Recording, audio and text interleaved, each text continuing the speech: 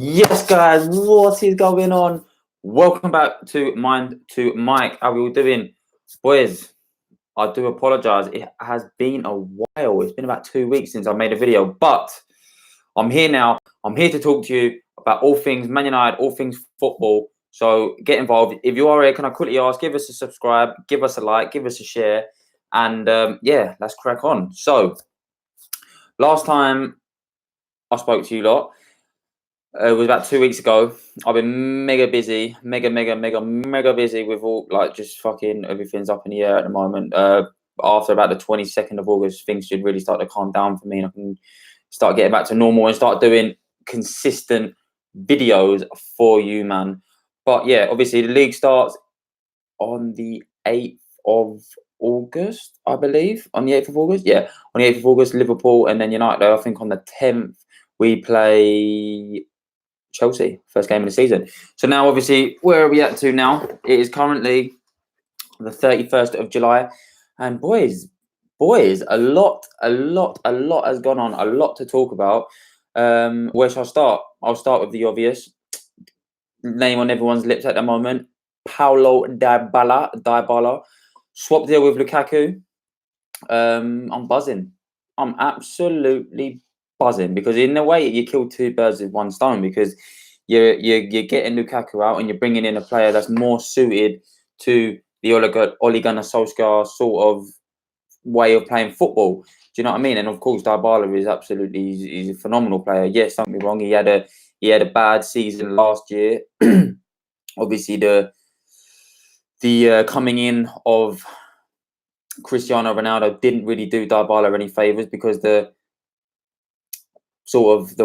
way in which Juventus sort of played was set up in a way that was let's get the ball to Ronaldo and from there he will be. Let me just change it for you so he can basically score all the goals. That was kind of in a way Ronaldo kind of replaced Dybala, and Dybala was more of a sort of a clog in the works rather than rather than a vital member of the team, if you know what I mean. And I think that's had an effect on his confidence and it's had an effect on his form. And I think he only scored 5 goals last season. So obviously not ideal at all. But let me know, what do you think? Are you guys happy with that deal? I think as it currently stands, the agreement between Juventus and Manchester United is agreed. They've agreed the swap deal. What that contains is yet to be released to the public. But what I'm guessing is that will be something in the region of Paulo Dybala for Lukaku plus maybe a couple of extra million, 10, 20, 30 million. But at the end of the day, you're getting in a world-class. Is he world-class? Let me know. Do you think Dybala, is he world-class? Obviously, he's 25. He's one of the top talents in Europe, definitely. But is he world-class yet? Does he need to prove himself more? Why would Juventus want to be getting rid of him if he is that level of world-class? I think obviously a lot of Man United supporters will admit that he is world-class. But obviously, it's giddy season now for us now. And in the transfer window where we've only signed Harry Maguire and Wan-Bissaka. No, we haven't signed Harry Maguire. Sorry, we've signed Wan-Bissaka and we've signed Dan James. Harry Maguire is on the cards as well. But in a place where we've only signed 2 players, I think with just over a week to go left of the transfer window, I think we'd take anything. Wouldn't we, boys? We would take anything. We're just lucky enough that anything is Paulo Dybala. Now, it's not only Paulo Dybala, which is on the lips of most football fans. Apparently, Bruno Fernandes is also a done deal, is also imminent, as they say. Fabrizio Romano, I think his name is, he broke it on the same day that the Dybala who's come in, he broke that the Fernandes deal was 1 step away. But this is the thing, guys. This is the thing. How many times have we heard that this transfer window? How many times have we heard that Dybala is 1 step away, that Dybala is flying in for a medical, that his agent is flying in to talk personal terms? We've heard it all before, boys. We really have heard it all before. So am I getting too excited? It's difficult. It's difficult to get mega excited. But don't get me wrong, when Fabrizio Romaro. Well, he's the Sky Italia journalist. When he talks, we normally do listen because of the fact that he gets a lot right. He does get a lot right. Last summer he was a bit cold, but him and Sky this year have probably been the news feeds to go to. They've been the ones that have been the most reliable. You've had a lot of in the nose coming out and calling transfers a week, 10 days in advance, sort of jumping the gun, trying to sort of come across as that in the know. Bear with me one sec. When in fact I think they're kind of guessing. Duncan Castles, as an example, on the Wan-Bissaka and Harry Maguire deals. So it's difficult. It's difficult to understand, but where we're up to now, if I lay it out for you, where we're up to now is we're desperate. We are desperate at the moment. We're very, very desperate. It's the 31st of July, the 1st of August tomorrow. So that means it will be just over 8 days until the transfer window shuts. How are you feeling? What is your opinion? Are you happy with the way things are going? Are you not happy with the way things are going? Are you frustrated? Are you angry? Let me know. Comment down below. We'll have a bit of a chat. Even if you're not a Man United supporter, if you're another club supporter, let me know how you feel currently in regards to the transfer window as it goes. But yeah, so obviously I want to have a little chat about Lukaku because, a lot of Manchester United fans at the moment are... They're buzzing, really. They're over the moon. They're absolutely ecstatic with the thought of getting Romelu Lukaku out of the club, let alone at the same time a swap deal, and bringing in a player like Paulo Dybala. So, but I do want to take a minute and just put a little bit of respect. I want to put a little bit of respect on Lukaku's name because at the end of the day, last season wasn't a good season for him at all. I think he just managed, what was it, just over 10 goals? Was it 16 goals, 15 goals, 14 goals? And Romelu Lukaku is a 20+ goal a season striker. Like in his first season, he scored 28 goals. I think he scored he scored 27 over 20 goals in his first season, all competitions obviously. So and that was actually classed as him not having a good season. So in that sense, when you compare his first season to his second season, of course, you're hoping off his first season where he's got the goals, he maybe hasn't been playing particularly well. He did go on a bit of a dry patch, but he still managed to get over 20 goals. So then you're hoping after his first season, you're like, right, that's his first season at Man United, a first season with a big club. Now it's time to kick on. Now it's time to become that striker that you believe that you are. If Lukaku actually believes that he is, because the whole reason why he is seeking a move away from Manchester United at the moment is simply because of the fact that he knows he's not first choice. He knows he's not even second choice. He's third choice, and he knows he's going to be spending a lot of time on the bench. And I think he believes that he's better than that, and that's why he's seeking a move away to Italy, to basically become that striker that he believes he is, when he's not going to do that under Ole Gunnar Solskjaer. He could have done it under Mourinho if Mourinho got in the players that he wanted that would have supplemented Lukaku's game. I'm talking the likes of a Perisic, for example, someone that can get a good cross into the box and give a good bit of distribution and a good bit of service. But in a team where Oli likes fast build-up football, fast play, good first touch, knock it and pass it, fluent football, good movement, in it, like good runs, Lukaku just isn't that player, and I think he knows that. And although he did show a few glimmers of hope under Oli, the Arsenal game springs to mind, the Southampton game springs to mind. So there is 100% a player in there. If you are just joining us, we are talking football, we're talking transfers, we're talking Dybala, we're talking Bruno Fernandes, we're talking Lukaku, and we're talking Harry Maguire. What's your opinion on everything as they're going on? Who do you support? Are you a Man United supporter, or are you another club supporter? Let me know down below. But yeah, back on Lukaku. So yeah, I don't get me wrong. It's right that he goes. It is the right thing to do. I do believe it's time for him to move on, and it is time to bring in a player that's going to transform Ole Gunnar Solskjaer's team into fighting for top four to a comfortable top four team, battling for third and second and even top.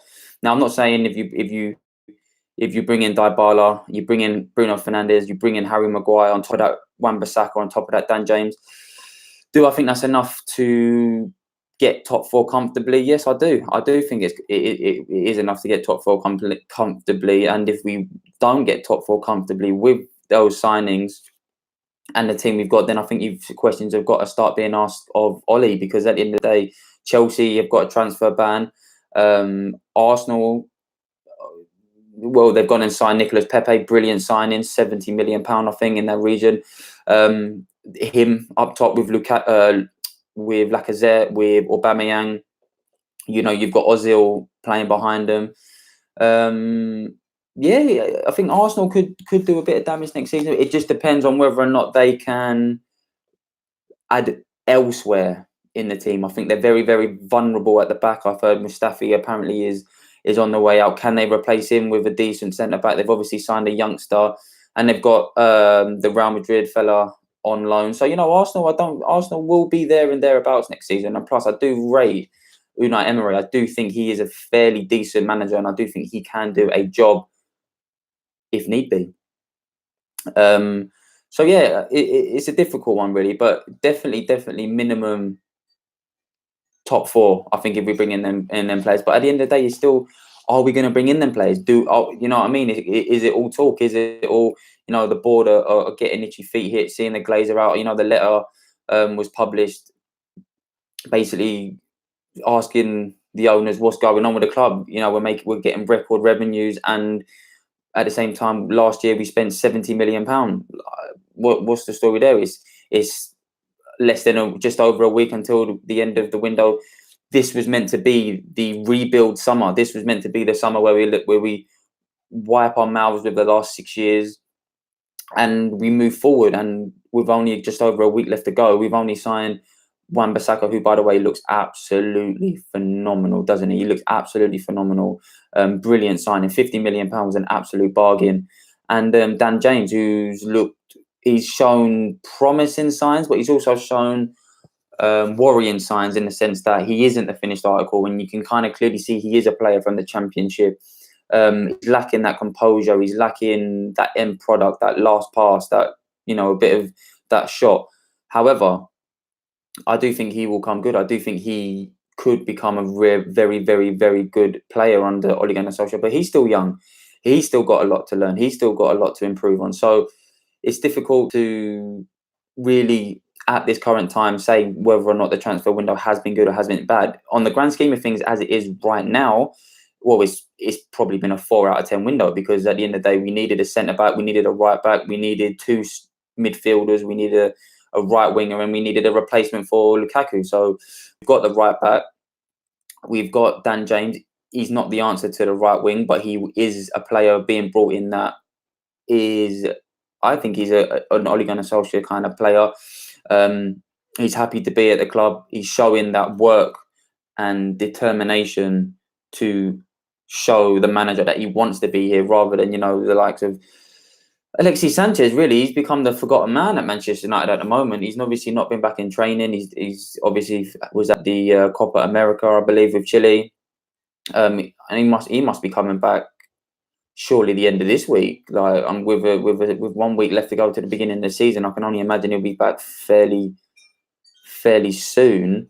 But yeah, we're bringing in more Manchester United type players, if you know what I mean. Now, back on Dybala, there is concern. There is a lot of concern from Manchester United fans regarding whether or not Dybala is the right sort of player to bring in. Now, if we had, let's say, 150 million to spend, I'd say 200 million, you bring in Harry Maguire, and you bring in, to be honest, you wouldn't even get the 3 of them for that. But let's say, for example, we bring in Harry Maguire, which I do think we will do, just simply the fact that we need a flipping centre back very, very, very, very badly, especially with Eric Bailly leaving in crutches, wasn't he? He was leaving in crutches after his last friendly game. He's out for the 4 to 5 months. So especially with him out, the need for a centre back is big time there. And obviously Harry Maguire is the favourite one on the lips. And obviously the stories come out of his agent leaking the Snapchat, Instagram story of him at Carrington in the Manchester United offices having a chat. Obviously, was it about Harry Maguire? Was it about other things? He's obviously James Garner's agent as well. However, you you put one and one together, you get two at the end of the day. So yeah, it's going to be a massive final 9 days left of the transfer window, and things will heat up. So I'll give you a little roundup before I go. If you are still watching, big appreciation. We are a new channel, and I do plan on next season really taking the channel to the next heights. I haven't been as busy or as active as I wish to be on this channel over the last 2 weeks, but the only thing is honestly, it's just been 100 miles an hour. But things after the 22nd, I'll have been done with all that shenanigans, and I'll be able to really take this to the next level, hopefully. So yeah, little roundup. I'll start from the beginning. Transfer window thus far, not the best, not the worst. I think if you hadn't signed Wan-Bissaka and it was only Dan James, then it would be pretty horrific. But the signing of Wan-Bissaka has made it acceptable up to this point, so long as we sign the likes of Dybala. So obviously Dybala at the moment, swap deal with Juventus. Apparently Manchester United have agreed a deal in principle for Dybala coming to United and Lukaku going the other way. Plus it will be probably in the region of 15, 20, 25 million pounds, which in my opinion is an absolute bargain. Not because Lukaku is a bad player at all, but simply because I think Dybala's having a rough time at Juventus. Lukaku's having a rough time at United. And I just sort of think it works for both parties. Lukaku will go to Juventus. He'll play down the middle. Will Cristiano Ronaldo play off the left? Douglas Costa or so on the right. And then Dybala, when he comes into United, he can play off the right or he can play in the number 10. Is it a good deal? Yes. Yes, in my opinion, it is a good deal. Would I be as happy if it was, say, United were spending £100 million on him? I would be a little bit more concerned. Simply because I would be thinking £100 million. Is he the right signing? I don't know. But however, if you do the Lukaku swap plus 20 million, that leaves cash in the bank. You can go and get your Bruno Fernandes, who for me personally is the most important signing that United need to make. Over Harry Maguire, I think you could get away with not. No, you can't get away with not signing Harry Maguire. You've got to sign Harry Maguire and you've got to sign Bruno Fernandes, because the one thing I've seen from the friendlies that United have played in is that we just lack so much creativity in the middle of the park. If Paul Pogba doesn't show up, I'll give it to Paul Pogba, right? He's had a lot of stick. He's had a lot of stick from United fans since obviously he come out and said he wants a new challenge and that Zidane's the best manager in the world, etc., etc. By the way, how bad are fucking Real Madrid's pre-season been? They really do look like they need a Paul Pogba, and I'll tell you what, I'm semi-bricking it, because obviously, although United can't buy after the 8th of August, they can sell, because I think the Spanish transfer window goes all the way to the end of August. So you'll have about 2 to 3 weeks squeaky bum time, where Madrid might just be like, you know what, F this, is £180 million. Give us the French beast. Now, for me, Pogba, United need to keep him. United do need to keep him, but that's a separate topic for another video. And I personally think he will stay.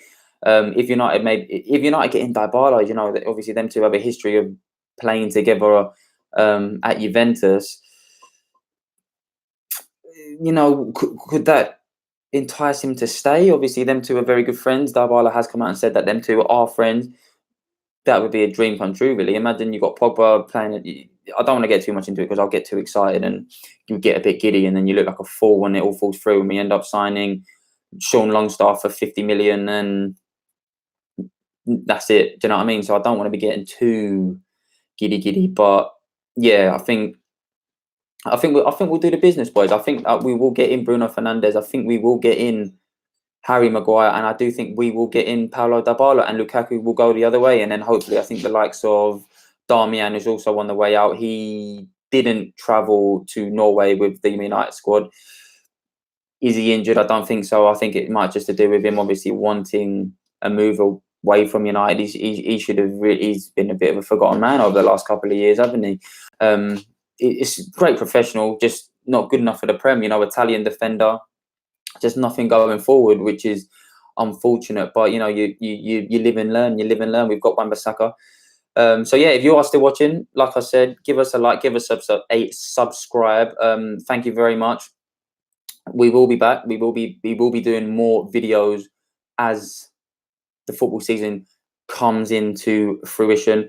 And I tell you what, boys, I'm absolutely buzzing. I'll tell you, I'm absolutely buzzing because it's been a long. It hasn't been hot. It's been fucking miserable. If you're in the UK right now, it's cloudy, and it's the fucking end of July. So yeah, not ideal. Not ideal. We have had some good weather, but yeah, why I'm waffling on about the weather, I do not know. So yes, guys, thank you very much if you are still here. I'm going to put my socials in the subscription box. Give us a follow. I'll follow you back. And yeah, looking to just create, a bit of a community in that sense, a bit of community where we can have a bit of a chinwag about football and get some shit off our chest and share our frustrations. So yeah, if you are still watching, thank you very much, and let's hope we get Dybala in, boys, shall we? Let's hope we get Maguire in, shall we? Let's hope we get fucking Bruno Fernandes in, and we can actually go into this season with a bit of hope and some serious positivity and expectations that we'll actually not be embarrassed throughout the whole season. So yeah, we'll see. But anyways, thank you very much for watching. I hope you are all having a lovely day. And the weekend is approaching. It is Wednesday. It is hump day. But yeah, hopefully things will pick up in the Manchester United universe. Thank you very much, guys.